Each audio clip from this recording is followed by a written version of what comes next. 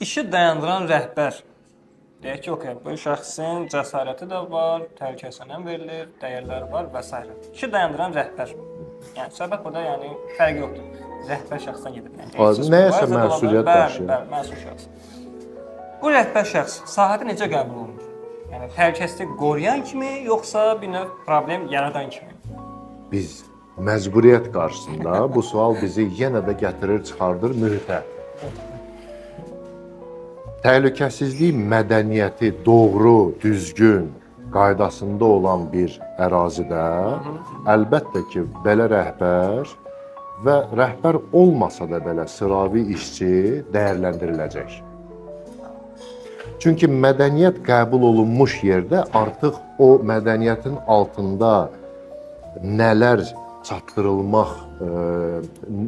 çatdırılır, artıq bəllidir.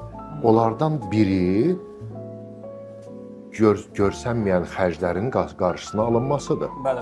Yəni bu iceberg sxemini bilirsiniz. Siz bir bazı o vaxtı məlumat Yəni iceberg sistemi o gizli xərclərin hesabatı üçün nəzərdə tutulmuş bir rahat bir tooldur, instrumentdir ki, bildiyiniz qədər suda üzən icebergin yalnız 10% görsənir, yerdə qalanı bilinməyən nə qədər, amma 90 90%-dir o şeydə suyun altında görsənməyən kimi xərclərdə də eləsinə sistem tətbiq olunur. Məsəl üçün İraq bir hadisə baş verir.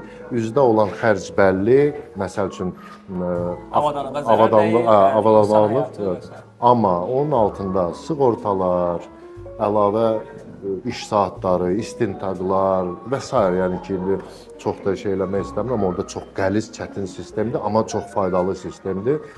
Onlar nəzərə alınmır mədəniyyət olmayan yerdə. Sonradan oturub hesablayırlar, biz ziyandayıq.